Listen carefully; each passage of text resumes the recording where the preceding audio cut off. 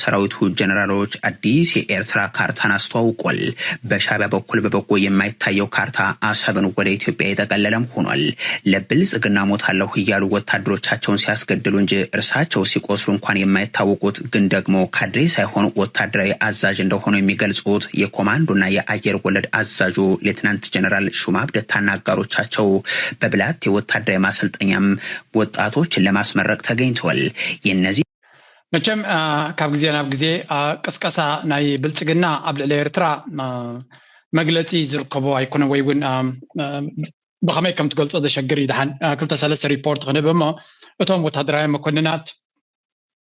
ናይ ብልጽግና ዝኽተልዎ ዘለዉ ኩነታት ንምንታይ ኣብዚ እዋን እዚ የድልሎ ክንርኢ ክንፍትን ኢና። ኢትዮጵያ ካርታ እንግዲህ በዛሬው ዕለት ዲስፕሌይ ተደርጎ ነበረ በምትመለከቷቸው ሚሊታሪ ኦፊሻሎቻችን በኩል ማለት ነውና በብላቴ የሚገኘው የወታደራዊ ማሰልጠኛ ተቋም ውስጥ የነበሩ ወታደሮች ሰልጥነው እንግዲህ በሚመረቁበት ሰዓት ላይ የምርቃት መርሃ ግብራቸው ላይ እንግዲህ ይህ ምስል የታየው ማለት ነው። እዚ በብዝሒ መንገዲ ናይ ኢትዮጵያውያን ዝስራሕ ዘሎን ዝጉስጎሰሉ ዘሎ ምክንያት እዩ። እዚ ከዓ ንነዊሕ እዋን ክንሪኦ ፀኒሕና ኢና። እታ ኮር ናይታ መልእኽቲ ዝብልዋ ዘሎ እታ ቀንዲ መልእኽቲ ነዚ ትግበር ዘላ ዝብልዋ ዘሎ ካበያ ትበገስ እንድሕር ኢልኩም ኣብዚያ ስምዕዋ። ብተደጋጋሚ ዝነግር ዘለኹ ናብዚ ቻነል እዚያ ኣብዚ ዝብላ ገለ ካሊእ ሓደ ጀነራል ዝበላ ስምዕዋ። አሁን ላለው ትውልድ መልእክት ሰጥቶ ይሄን ስንቅ አስታጥቆ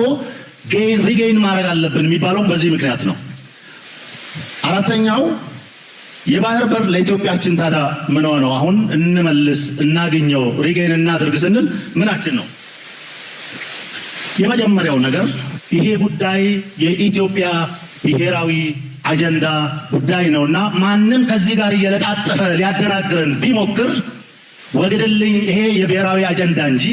ከነዚህና ከነዚህ ጉዳዮች ጋር የሚገናኝ አይደለም ብለን ልንሟገትና እርስ በራሳችን በዚህ ጉዳይ ልንተናነጽ ይገባል። ሕጂ እንታይ ዝብለና ዘሎ ማለት ገለገለ ሰብ እኮ ኢትዮጵያውያን ድሌታቶምን ኩነታቶምን ብግልፂ ኣብ ዝገልጹልና ዘለዉ ናይ ልቦም እኳ ኣይኮኑን ዝብሉ ከዓ ኤርትራውያን ኣሎ። እንተ ዓደሲ ኣብ ልቦም ዲኹም ዘለኹም እየ ዝብሎም ኣነ። ኣነ ናተይ መልእኽቲ ኩሉ ግዜ እንታይ ዝብል ናተይ ዕላማ እንታይ ዝብል እዩ ዘሎ መሲልኩም ንፀላኢኻ ዝብሎ ከምዚ ማለት እዩ ይኸውን ኢልካ ናብ ፖዚቲቭ ክትርጉሞ ምፍታን ሓደጋ ናትካ ኣቃሊልካ ምርኣዩ ዝብል እምነት ኣለና። ምክልኻል ናይ ኤርትራ ወይ እውን መንግስቲ ናይ ኤርትራ እንታይ ዓይነት ንባብ ኣለዎ ነዚ እንታይ ዓይነት መደምደምታ ይበፅሕ ኣሎ እንታይ ዓይነት ውሳነታት ክወስድ እዩ ኣብ ካልእ ግዜ ክንሪኦ ንኽእል እዩ። መንግስቲ ኤርትራ ድልውነት ከም ዘለዎ ብዙሕ ነገር ወይ እውን ነቲ ኩነታት ሲሪየስ ከም ዝወስዶ ኩሉ እቲ ምንቅስቃሳት ናይ ፅምዶ ይኹን ናይ ካልእ ንሪኦ ኣለና፣ ብዲፕሎማሲ እውን ንሪኦ ኣለና። ብሓፈሻ ግን ኣነ እንታይ ዝደሊ ዘለኹ ናይ ቀደም ዝነበሩ ጀነራላት ምሩኻት ዝነበሩ ዘይኮኑ ተወለድቲ ናይ ዝዓለየት ወይ እውን ናይ ከምዚ ወይ እውን ብልፅግና ብኢማራት ተደፊኡ ከምዚ ዝብል ዘሎ ንኢማራት ኣጀንዳ ከምዚ ዝብል ዘሎ ምሽ ንብል ኢና። እንታይ እዮም ዝብሉና ዘለዉ? ኖ ነፍስኹም ትጥምሩ ኣለኹም፣ ንሕና እዚ ሃገራዊ ኣጀንዳና እዩ፣ ንሕጂ ጥራይ ዘይኮነስ ንዝመፅእ ወለዶ ድማ ከነስግሮ ኢና ይብሉና ኣለዉ። ኣነ ድማ ነቲ መንእሰይ ኤርትራ ምስ ኢትዮጵያ ድሓን ቁሩብ ተደናጊሮም ስለ ዘለዉ እምበር ሓደ ህዝቢ ኢና ብሓደ ክንሰርሕ ኢና ኢሉ ክምጉተን ንዝፍትን ወይ እውን ኢሊት ናይ ኢትዮጵያ እንታይ ዓይነት መረዳእታ ኣብ ልዕሊ ኤርትራ ከም ዘሎ ክሳብ ቅጭ ዝመፆ ነቲ ሰብ ገለ ኣለዉ እንታይ ዝብሉኒ ስለምንታይ ኢኻ ምስ ኢትዮጵያ ከተፃልዓና ትደሊ ዘለኻ ርዲግ ትብል ዘለኻ ይብሉኒ። ዳትስ ዋይ እንዲ ኣነ ናቶም ዘረባ ደምፃልካ ዘለኹ ናተይ ትንተና ይበከ የፃልኣካ ዶስ ነቲ ዝብልዎ ዘለዉ ሲ ስለምንታይ ኤርትራውያን ዝሰምዕዎ ኣለዉ እዩ ትዘረባ። ነቶም ውሕዳትኩም ኢልኩም ትፅሕፊ እየ ዝዘረበኩም ዘለኹ በዓላቶም፣ ጀነራላቶም፣ ሚኒስትራቶም፣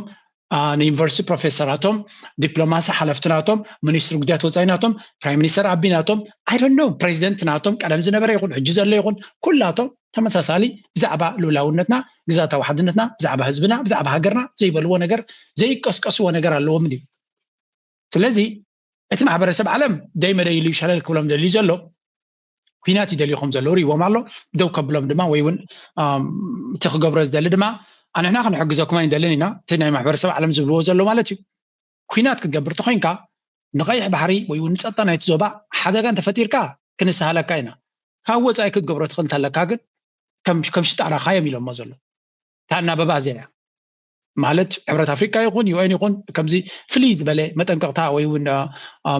ትሬት ወይ እውን ከምዚ ኮንሰርን ከም ዘለዎም ኣይገልፁን እዮም ዘለዉ። ስለዚ ካርታ የውፁ ናፅነት ናይ ኤርትራ ይክሕዱ ልኡላውነት ናይ ኤርትራ ግዛታዊ ሓድነት ናይ ኤርትራ ውዕል ብዩ ናይ ኣልጀርስ ይኹን زي كحدوون زي طلمون ነገር يلن سوفر ስለዚህ እዛ ኩነታት እዚያ ናበይ ክትቅጽል ትኸውን ምክንያቱም አብይ አሕመድ ናብ ኤርትራ ኩናት ክገብር ተኮይኑ አንተን አገዳሲትን ክልተ ቫሪያብልስ አለው ውሽጣው ኩነታት ናቱ ሕማቅ አሎ ገለገለ ዝንግደፎ ናብ ኤርትራ ኩናት ንክገብር ቀዳማይ አገዳሲ ግደናይ ኢማራት ይኸው ኢማራት እንታይ ትብል እንታይ ክትገብር እዩ ምክንያቱ እስራኤል ክትብል ትኽእል እስራኤል አብኩም የላ ናታ አጀንዳታት አለዋች ሓደ ናይ ብልጽ ናይ ኢትዮጵያ ኩናት ንክትገብር አሜሪካ ይኹን እስራኤል የለውናው بحساب أجوخ خبلو خليهم كيد فتن خبلو خليهم قال صارك بقول جن وجناتو فاينانس كو جبرو جن دلونات يبلهم نتنياهو أبوش تعدو بزوج سارة تجاتي موصلوا زلوا this not gonna happen إمارات جن جنزبوا من جبوا من حبيت سلوا زلوا نزل كوينات كو جبرو وزلوا زلوا بتونكو كتبابعون ويون فاندق جبرو مزخل نسيو نسخ أنت يقط مالله next topic نات نسيو أتزحق سكفالنا إذا معلت زينا زيايا listen Troops belonging to Yemen's Saudi-backed National Shield forces entered the port city of Mukalla. It is the capital of Hadramaut province. They did so regaining control from southern separatists, the Southern Transitional Council, who seized control of the province early last month. This morning at the headquarters of the 2nd Military was a lochum. This is a major development. Abi معبالي ناي بوليتيك كاينا نرسلنا እንታይ ማለት ናዩ እንታይ አይነት ስለዘጋጠመ ይክሳዕ ክንዲ ዘዓብዩ ትብሉን ኣለኹም ሓቆም ነቲ ኩነታት ተካተሉ እንተለኻ እቲ ዘዓብየ ፍጻሜ ይዘጋጥም ዘሎ ንሱ ድማ ኣብዛ ሓለፈ ብስዑድያ ዝድገፍ መንግስቲ ናይ የመን ሰራዊት ናቱ ምንቅስቃሳት ገይሮም ነቲ ብኢማራት ዝድገፍ STC ዝበሃል ዕጡቕ ጉጅለ ነቲ ሃይድሮማውት ዝበሃል ኪወሮን ከጎብጦን ቀንዲ ነቲ ናይ ነዳዲ ቦታታትን እንኮላይ ክሳብ ናይ ኣፍ ደገ ናይ ናይ ስዑድያ ገጹ ዶባት ናይ ስዑድያ ገጹ ክበጽሕ ዝፍትን ዝነበረ ሓይሊ ጠጠው ኣቢሎም መጥራይ ደይኮኑሲ ተገምጢሎም ነቲ ወደባት ኢማራት ተቆጻጺራ ክትቋጸሩ ትደሊ ዝነበረት ቦታታት መንጢሎም ከም ዝሓዝዎ እዮም ዝነግሩና ዘለዎም እዛ ካርታ ትሪእዋ ዘለኹም እቲ ሊላ ዝመስል ህስ ዝበለ ፒንክ ዝመስል ማለት እዩ ናይ የመን ጋቨርመንት እሱ ድማ ምስ ስዑድያ ብቀረባ ዝሰርሕ ዘሎ እዩ ናይ የመን መንግስቲ ዝበሃል ምስ ስዑድያ ድማ ኣብ ስዑድያ እውን ይደለት መንግስቲ ኣብ ስደት ኮይኑ ዘመሓድር ይዝባል ስለዚ እሱ እዩ ነዚ ቦታታት ዝተቆጻጺርዎ ዘሎ ስለዚ ካብዚ ኩሉ ኣብ ደገ ክቋጻጽርዎ ዝደልዩ ዝነበሩ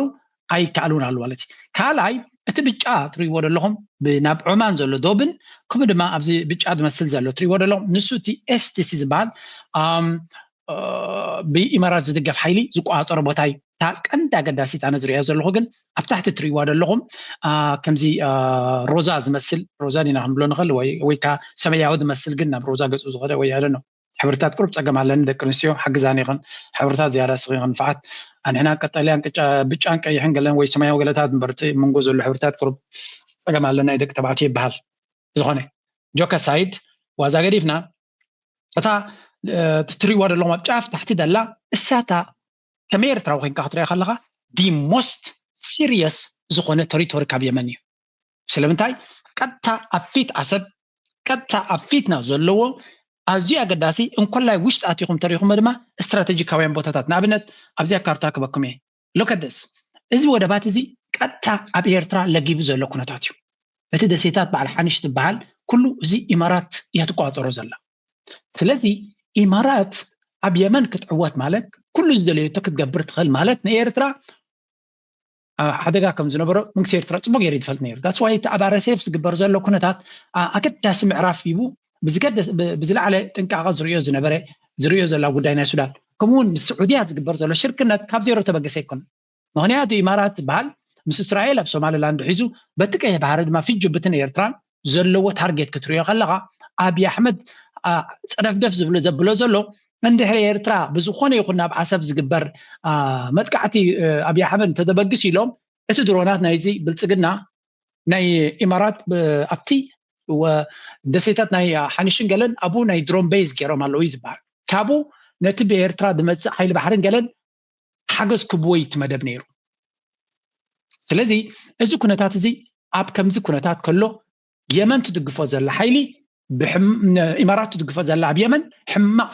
ሕማቅ ስዕረት የጋጥሞ ኣሎ ምናልባት ከም ኤርትራዊ ሓጎስ ወይ ካ ደስ ይበልካ ክብለካ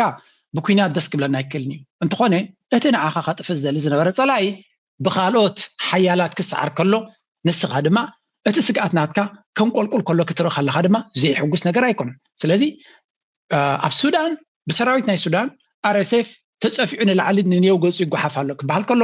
ኣብ የመን ድማ ስዑድያ ብትገብሮ ዘላ ምንቅስቃስ ምዚ ንሳ ተሰልጥኖ ዘላ ንሳ ድማ ብኣየር እናተሳተፈት ከቢድ ዝኾነ ስጉምቲ ትገብሮ ዘላ ሕልፍ ሓሊፋ ሳክት ተራ ነገር እውን ከም ዘይኮነ ከም ዝሪኦ ዘለና እጂ እቲ ኩነታት ናይ ምስፍሕፋሕ ዘሎ ዓቕሚ ከመይ ከም ዝመስል ዘሎ ይዘርየና ዘሎ this is a very serious እቲ ካርታታት ካብ መዓልትና መዓልቲ ይቕየር ዘላቡ because you cannot really predict exactly እንታይ ያጋጥማሎ ወላ እቲ ማሕበረሰብ ዓለም እውን confuse ዝኾነ ነገር እዩ ዘሎ እቲ ውግእ ግን ተራ ውግእ ከም ዘይኮነ ኣብዚ ስምዕዎም ከማን The tensions between the Yemeni government and separatists is growing louder. In the latest, at least 80 troops from Yemen's secessionist Southern Transitional Council, or the STC, have reportedly been killed in fighting with Saudi-backed forces and strikes since Friday. This is the exact moment when a strike hits the Southern Transitional Council and say كم تري ودلهم أبز كوينات زي سعودية تدقفوا دل حيلات كبيد زخونة مدقعتي قبرهم زلون نتي سراويتنا بإمارات تدقف زنا برد ما خم تري ودلهم بزح قتلتون تقتل لهم كم زلا مالتي سلزي زي ترى ناي تشور كوينات ناي بزربات رايز قبر زلو كوينات هيكونن كينود سجري حاج كروات غينكم የሚመረቁ ወታደሮች መዳር ኢትዮጵያ የተቀለለም ሆኗል ለብልጽግና ሞታለሁ ይያሉ ወታደሮቻቸውን ሲያስገድሉ እንጂ እርሳቸው ሲቆስሉ እንኳን የማይታወቁት ግን ደግሞ ካድሬ ሳይሆኑ ወታደራዊ አዛዥ እዚህ ካርታታት ናይ ኤርትራና ገበረ ዝርብሽ ዘሎ ብልጽግና እንታይ ይዝደል ዘሎ ንዝብል ሓንቲ ጽሕፍታ በኤክስፖስት ገይረለኹ እንታይ ለፖስት ገይረ መስለኩም ኤርትራ ስትራቴጂካዊ ህድኣት ነቲ ዝግበር ዘሎ ነውፂ ወይ እውን ቀስቃስ ናይ ኩናት ኤርትራ ብንቅሓት ከም ድማ ብዲፕሎማሲ እያ ክትምልሰሉ ዘላ ወይ እውን ትምልሰሉ ዘላ ኢለ ኤርትራ does not react to noise it moves with strategy ስለዚ ነቲ ቅስቀሳ ዝመጽእ ዘሎ ብዘረባም ተሃዲድን ዘይኮነ ብስትራቴጂ እያ ትምልሰሉ ዘላ ከመይ ማለት ንዝብል ድማ ዋይል ኢትዮጵያስ ፕራይም ሚኒስተር እቲ ብልጽግና ፕራይም ሚኒስተሮም ይኹን ኣቢ ይኹን ጀነራላቱ ናይ ኩናት ጽምእን ናይ ውግእ ጽምእን ዘለዎም ጀነራላቱ ከምኡ ናይ ካድረታቱ አንጻር ኤርትራ ኩሉ ዓይነት ግህሰት እዮም ዝፍጽሙ ዘለዉ ንባሕርና ይኹን ንመሬትና ይኹን ንናጽነትና ይኹን ንልኡላውነትና ይኹን ንህዝብና ንመንግስቲ ንኹሉ እዮም ዝጸርፉ ዘለዉ ግን እንታይ ዝብል ምስላ ድማ ኣሎ ኣንበሳሲ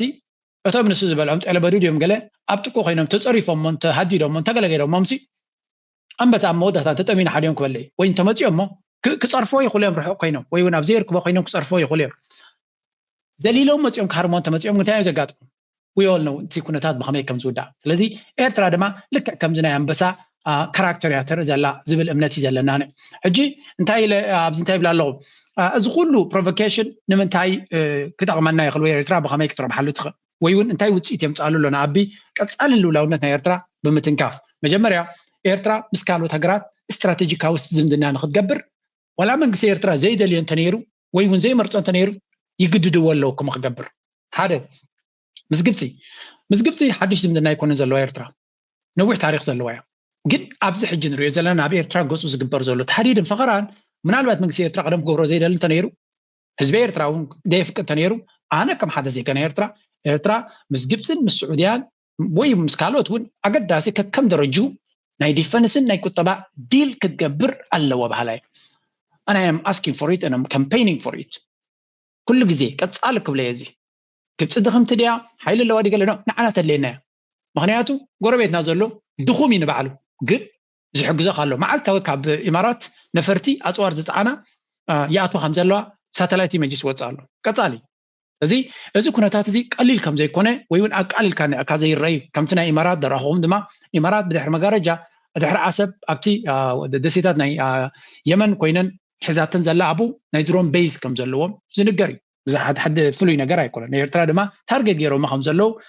ማንም ዝስሕቶ ኣይኮነን ፕሬዚደንት ኢሳያስ ባዕሉ ኣብ ኢንተርቪው ዝገለጸ እዩ ስለዚ ብዛዕባ ወደብ ዓሰብ ምስ ግብፂ ዝግበር ዘሎ ከምኡውን ምስ ስዑድያ ዝያዳ ድማ እንተተኻይሉ ምስ ስዑድያ ይትዝበለፀ ስለምንታይ ከምብል ኣለኹ ምስ ስዑድያ ስለ ደይረኣና ወይ ስለ ዘይተሰምዐ ዘይዛረብ ዘለኹ እምበር ምስ ስዑድያ ካብ ኢማራት ቀንዲ ስጋኣት ዘለዋ ስዑድያ እያ ምክንያቱ ግብፂ ምስ ስዑድያ ግብፂ ምስ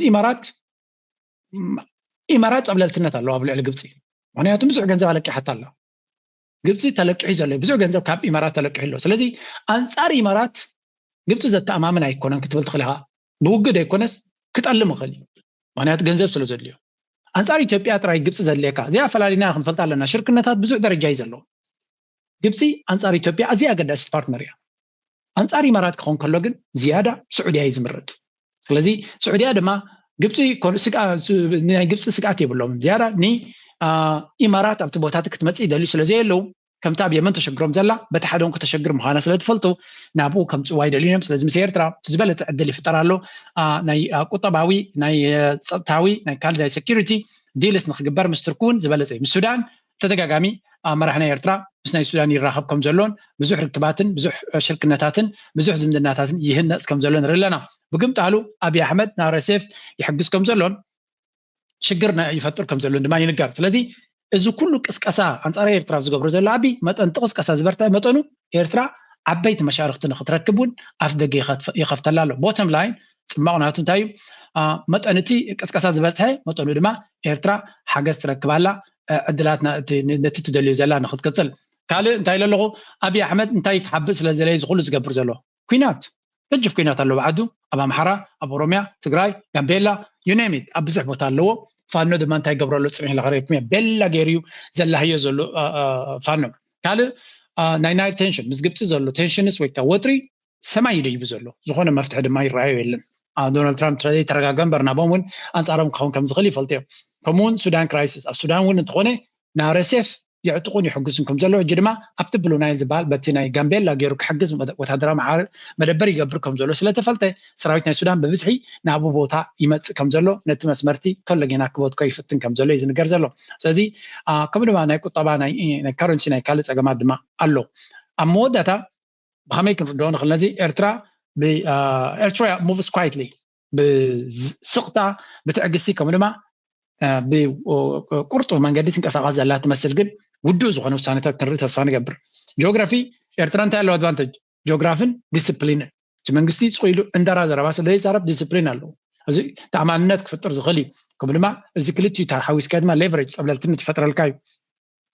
stability attracts partners stable زغنا وشتو حوي كينا زي بلو دما نبعلو ادفانتج سالويو بقمت على كيناتن عغرغرن تلكا ناتو صلواتاتون الله ستورم سكليل ስለዚህ አሞዳታ ኣብ ኢትዮጵያ ሓደ ፐርፌክት ዝኾነ ስቶርም ወይ ውን ነውፂ ይመጽእ ከም ዘሎ ይዝንገር ዘሎ ከመይ ኢልኩ ዳዩ እንታይ ክኸውን እዩ ናበይ ገጹ ክኸይድ እዩ ንግዚኡ ንገጥፎ ኮይኑ እቲ ኩነታት ግን ኣብዚ ዋን እዚ ኤርትራ ዝበለጸ ዕድላት ኣለዋ ነቲ መድረኽ